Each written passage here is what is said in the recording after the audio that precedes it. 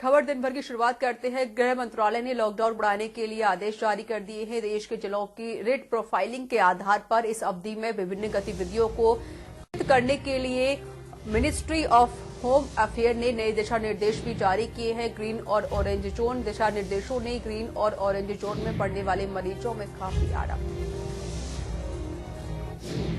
मजदूर दिवस पर सीएम योगी ने प्रदेश के श्रमिकों के साथ वीडियो कॉन्फ्रेंसिंग के जरिए बातचीत की। इस दौरान सीएम ने सबसे पहले सभी श्रमिकों को मजदूर दिवस की बधाई दी। उसके बाद कई मजदूर से उनको का हालचाल भी जाना। सीएम ने बातचीत के दौरान मजदूरों से कहा कि मजदूर दिवस पर प्रदेश के 30 लाख श्रमिकों को भरण पोषण के लिए 1,000 रुपए भेजे जाएंगे और इसके पहले भी करीब 6 लाख श्रमिकों के खाते में 1,000 रुपए भेजे जा चुके हैं। मुख्यमंत्री ने कहा कि लॉकडाउन के दौरान प्रधानमंत्री के नेतृत्व में प्रधानमंत्री गरीब कल्याण पैकेज के जरिए इस वर्ग के हित के लिए 17,000 करोड़ रुपए का पैकेज दिया गया है। पीलीभीत के बीसलपुर में नाला सफाई में बढ़ती जा रही लापरवाही से नाराज नगर पालिका के सभासद ने ईओ के सामने ही नाले में छलांग लगा दी। वहां मौजूद लोगों में खलबली मच गई जब ईओ ने नाले की तल्ली झाड़ सफाई सुनिश्चित कराने का आश्वासन दिया। तब सभासद नाले से बाहर आए। बता दें, वर्षा ऋतु आने के पूर्व नालों को तली झाड़ साफ करने का लगभग 21 लाख का ठेका पालिका ने 3 ठेकेदारों को क्षेत्र के 32 नालों को सफाई कर दिया था। सभासद के बार बार कहने के बावजूद जब नाले की समुचित ढंग से सफाई नहीं हुई तो वह नाराज हो गए। इसी दौरान पालिका के अधिकारियों को उन्होंने जमकर खरी खोटी सुनाई। अब तक सबसे सुरक्षित और ग्रीन जोन में रहा देवरिया जनपद भी कोरोना वायरस की चपेट में आ गया है। प्रशासन की लाख सतर्कता बरतने के बावजूद भी जनपद में भी कोरोना की दस्तक दे दी है।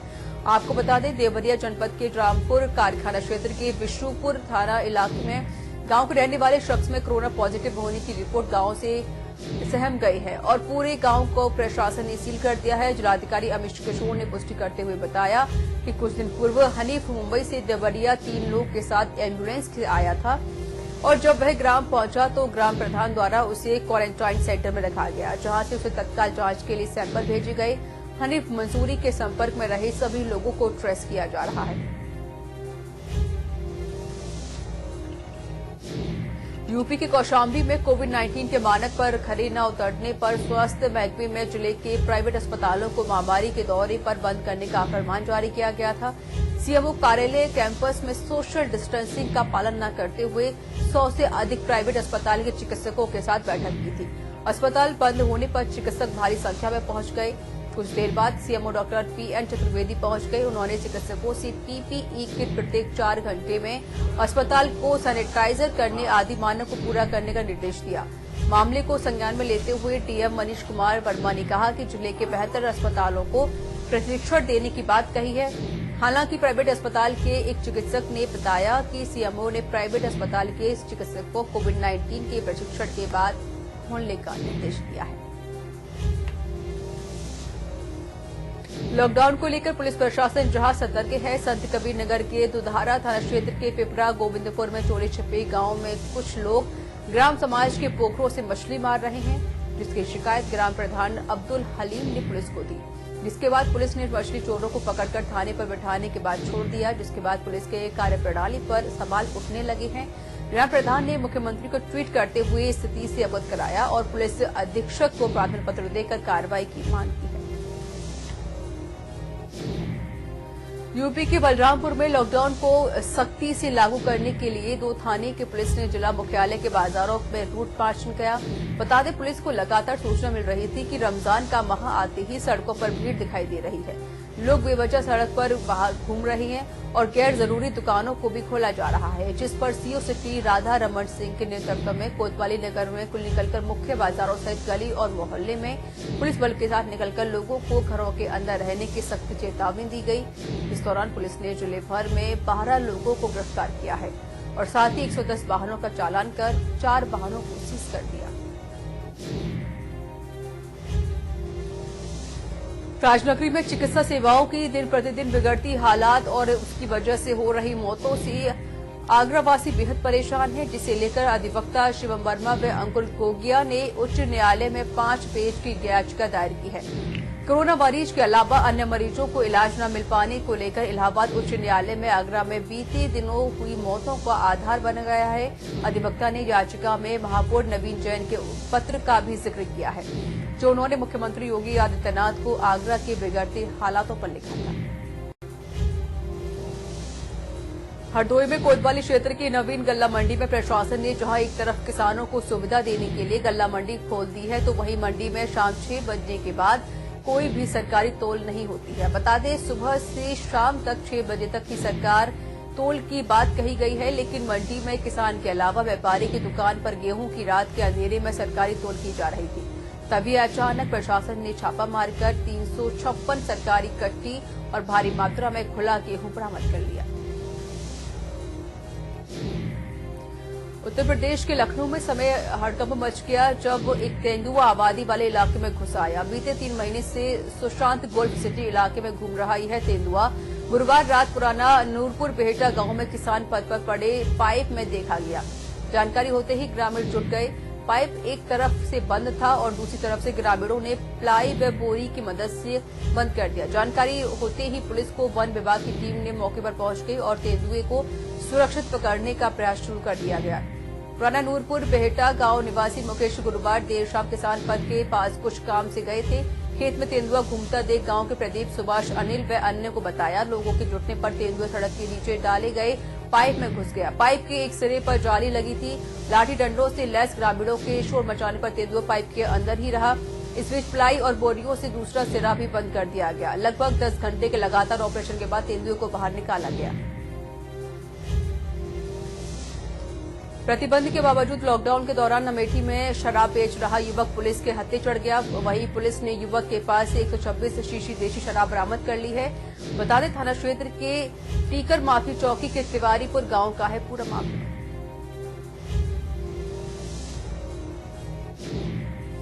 आंध्र प्रदेश में फंसे सैकड़ों मजदूरों ने महाराजगंज के सांसद को धन्यवाद दिया। बता दें, मजदूरों को खाद्य सामग्री नहीं मिल पा रही थी, जिसके बाद सांसद ने महाराजगंज के मजदूरों की मदद की है। यूपी के हमीरपुर जिले की पुलिस का सराहनीय कार्य देखने को मिला है, जिसमें एक दरोगा और उनके सिपाहियों ने कुत्तों से राष्ट्रीय पक्षी मोर की जान बचाकर वन विभाग को सौंप दिया है। इस कार्य के लिए जिले की पुलिस की प्रशंसा हो रही है।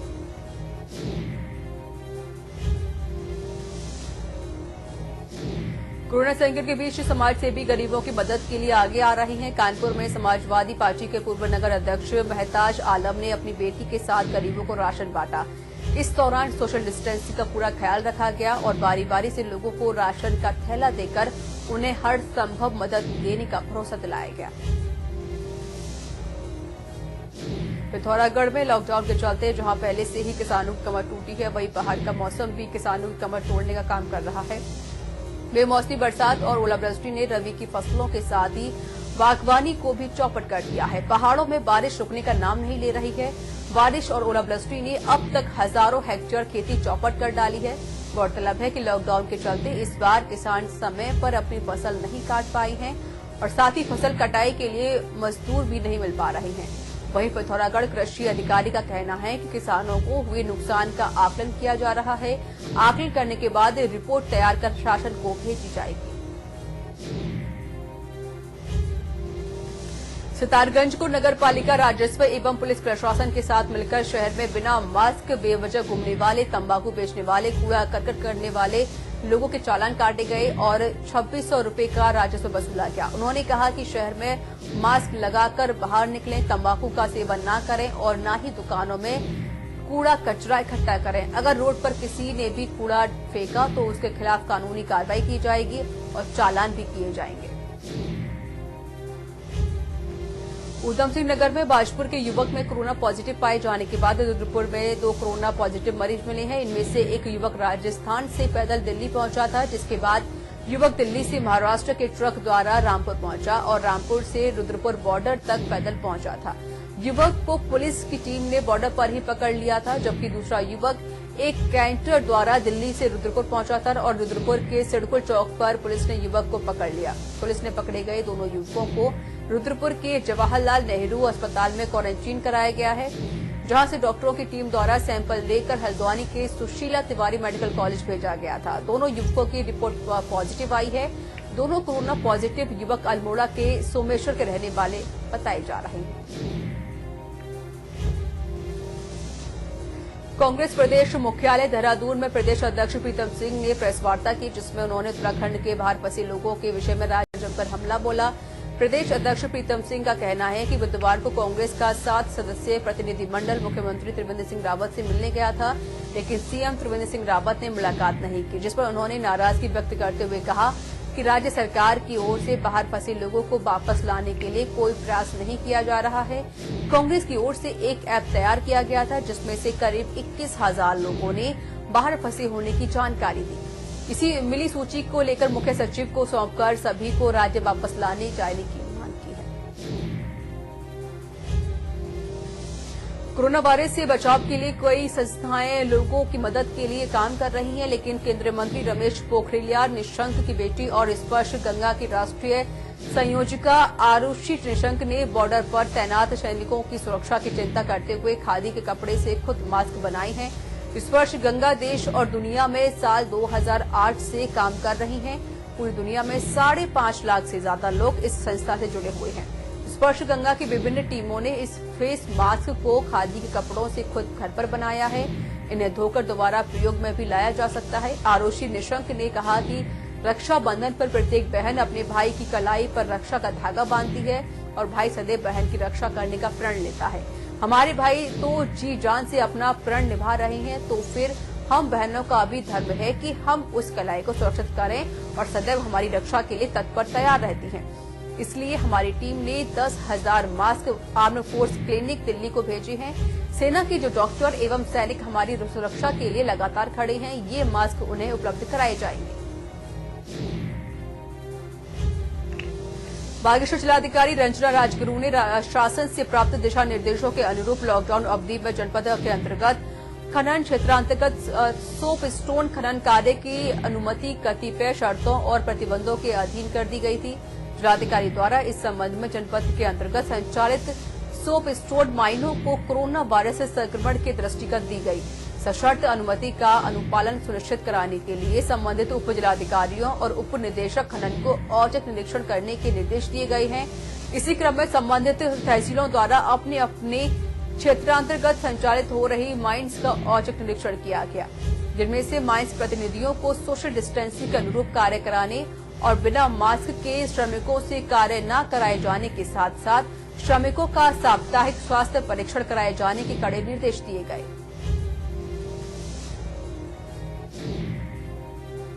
बागेश्वर जिलाधिकारी रंजना राजगुरू ने विभिन्न कार्यदायी संस्थाओं के साथ शासन द्वारा कोरोना वायरस संक्रमण के दृष्टिगत जारी की गई गाइडलाइन के अनुरूप उनके द्वारा प्रदत्त 323 निर्माण कार्यों की भौतिक प्रगति के संबंध में कलेक्टर सभागार में समीक्षा बैठक की और बैठक में जिलाधिकारी ने संबंधित कार्यदायी संस्थाओं के अधिकारियों का स्पष्ट निर्देश दिए कि शासन द्वारा निर्गत दिशा निर्देशों के अनुरूप सोशल डिस्टेंसिंग और सैनिटाइजेशन जैसे पहलुओं को ध्यान में रखते हुए निर्माण कार्य का निष्पादन सुनिश्चित किया जाए।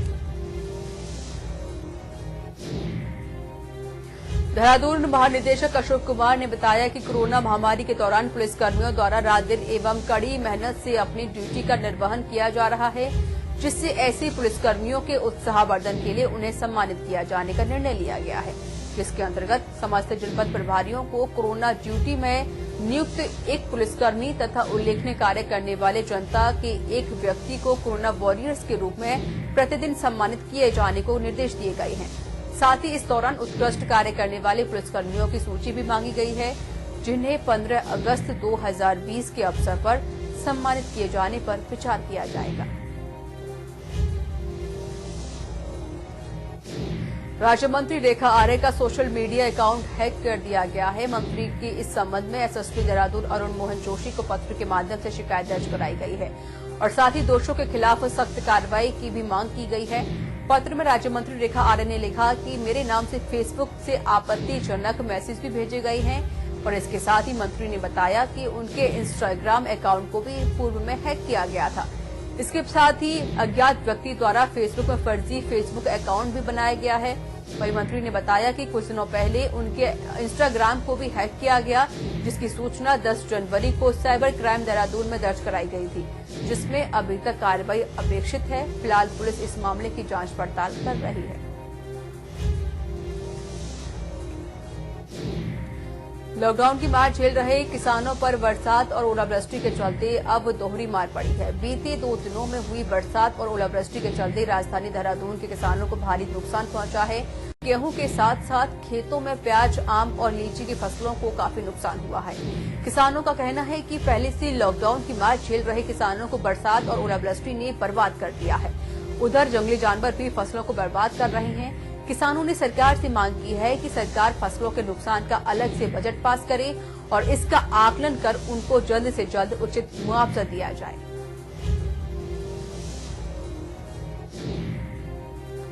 डोईवाला क्षेत्र में हो रही लगातार बारिश से यहां किसान बेहाल हो चुके हैं, तो वहीं खेतों में खड़ी गेहूं की फसल अब खराब होने लगी है। किसानों की परेशानी को देखते हुए मुख्यमंत्री त्रिवेंद्र सिंह रावत के निर्देश पर डोईवाला का कृषि विभाग और तहसील प्रशासन किसानों की खराब फसल का सर्वे कर रहा है। डोईवाला क्षेत्र के आधे से ज्यादा किसान अपनी मेहनत से उगाई गेहूं की फसल लगातार बारिश हो रही है और ओलावृष्टि से खराब हो रही है, तो वहीं बारिश ने इस कटी फसल को बर्बाद कर दिया है। और खटिया में लगातार 2 दिन से हो रही बरसात से जनजीवन अस्त व्यस्त हो गया है, तो वहीं स्थानीय लोगों का कहना है कि अप्रैल माह में ठंड का एहसास होता नजर आ रहा है। 2 दिन से हो रही भीषण बारिश से किसानों को परेशानी का सामना करना पड़ रहा है। लॉकडाउन के दौरान बंगाली कॉलोनी में नटों का 14 लोगों का परिवार फंस गया। छत्तीसगढ़ के नट भूख प्यास से बेहाल हैं। प्रशासन की नजर उन पर नहीं पड़ी है। उनका कहना था कि जब उन्हें इसका पता चला तो पालिका अध्यक्ष हरीश दुबे व सभासद रवि रस्तोगी मौके पर पहुंचे व उनका हालचाल जाना। वहीं सभासद रवि रस्तोगी ने बताया कि प्रशासन को इसकी सूचना दे दी गई है। हर संभव मदद करने का भरोसा भी दिया गया है। सितारगंज में लंबे समय से बेकार पड़े क्षेत्र के ग्रामीण इलाकों के तालाबों का तहसीलदार जगमन त्रिपाठी ने निरीक्षण किया। उन्होंने बताया कि दर्जनों के अनुसार तालाबों की मौजूदा स्थिति का आकलन किया जा रहा है, जिसके बाद उच्च अधिकारियों की सहमति से तालाबों की मछली की नीलामी के दिशा निर्देश दिए जाएंगे। तहसीलदार जगमोहन त्रिपाठी ने कहा कि इन तालाबों को 1 वर्ष के लिए किराए पर दिया जाएगा ताकि लोग इसमें मछली पालन कर सकें। वैश्विक महामारी कोरोना के चलते पिछले 45 दिनों से बंद स्कूलों में शिक्षण का मोबाइल से ऑनलाइन पढ़ाई काम शुरू हो गया है। हालांकि इसे लागू करने में तकनीकी दिक्कतें तो आ रही हैं, लेकिन धीरे धीरे सुधार किया जा रहा है। दिनेशपुर में इस दौरान भूख से निपटने और आवश्यक चीजों की उपलब्धता लिए भी शिक्षा विभाग ने जरूरी कदम उठाए हैं। वहीं बच्चों की पढ़ाई बाधित न हो, इसके लिए शिक्षकों को मोबाइल के जरिए ट्रेनिंग दी जा रही है। वहीं बच्चों को सरकारी मध्याह्न भोजन की प्रक्रिया के तहत खाद्य भत्ता के साथ अनाज दिया जा रहा है।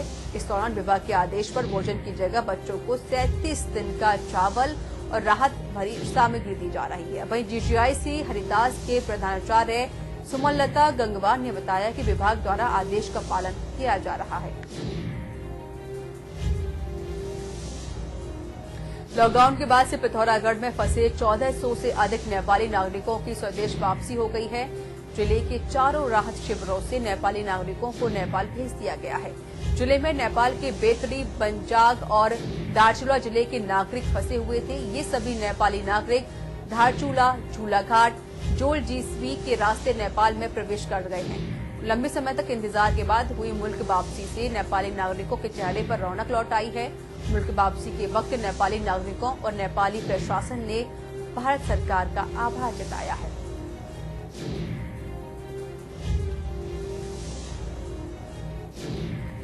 मुख्यमंत्री शिवराज सिंह चौहान ने बताया कि प्रदेश में कोरोना संक्रमण में कमी आई है। गुरुवार को आई जांच रिपोर्ट में प्रदेश में मात्र 2.4% कोरोना पॉजिटिव निकले हैं। भोपाल में 1.9%, इंदौर में 2.2% और जबलपुर में 4.4% पॉजिटिव केस सामने आए हैं। यह अच्छे संकेत हैं। हम जल्द ही कोरोना को हरा देंगे। मुख्यमंत्री मंत्रालय में वीडियो कॉन्फ्रेंसिंग के जरिए कोरोना के नियंत्रण एवं बचाव संबंधी समीक्षा कर रहे थे। शिवराज सिंह चौहान ने कहा कि वह इंदौर की स्थिति में भी तेजी गति से सुधार हो रहा है और आज ही जांच रिपोर्ट में इंदौर के 451 टेस्ट रिजल्ट में से मात्र 10 कोरोना पॉजिटिव पाए गए हैं। प्रदेश की 30 अप्रैल की टेस्ट रिपोर्ट में कुल 2617 टेस्ट में से केवल 65 टेस्ट पॉजिटिव आए हैं। मंत्रिमंडल विस्तार की खबरों के बीच बसपा विधायक रामबाई स्वास्थ्य एवं गृह मंत्री डॉक्टर नरोत्तम मिश्रा ने मिलने से उनके निवास पर पहुंची थी। मंत्रिमंडल में शामिल होने पर रामबाई ने कहा कि बीजेपी की जो नीति है उन्हें जो सही लगेगा वो करेंगे। मुझे अपने क्षेत्र का विकास करना है, क्षेत्र की जनता का विकास महत्वपूर्ण है, पहले इस पर प्राथमिकता है। आगे बीजेपी की सोच है, उन्हें क्या करना है क्या नहीं, उसमें हम कुछ नहीं बोल सकते हैं। शहडोल में कोरोना के 3 पॉजिटिव मरीज की पुष्टि के बाद लोगों में अपने स्तर पर लॉकडाउन का पालन करने में सतर्कता बढ़ा दी है। इसे लेकर जिले के दर्जनों गांवों के ग्रामीणों ने सड़क पर बांस का बैरियर लगा दिया है और बाहरी लोगों का गांव में आने जाने पर पाबंदी लगा दी गई है। बैरियर में यह भी लिखा गया है कि अनजान लोगों का गांव में प्रवेश निषेध है। साथ ही गांव के सभी लोग सरकारी निर्देशानुसार शारीरिक दूरी बनाए रखने की अपील भी कर रहे हैं। ग्रामीणों ने बताया कि लॉकडाउन नियम के पालन से ही कोरोना संक्रमण से बचा जा सकता है। तो इसी के साथ दिन भर की खबरों में इतना ही। नमस्कार।